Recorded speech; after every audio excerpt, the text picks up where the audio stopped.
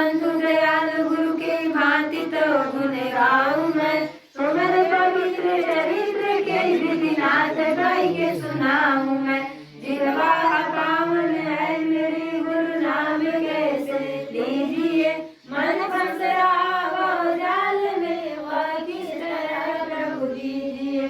धन धान्य माया रूप है क्यों कर निछावर कीजिए।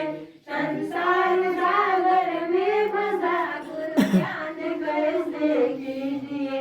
कल किस तरह अर्पण करूं वह है महापापी अधम। धन दान वो मन देकर भी पाएंगे नहीं उधार हम। श्रद्धा सुमिरनी भेंट कर मैं दीन हो चरणों गिरा।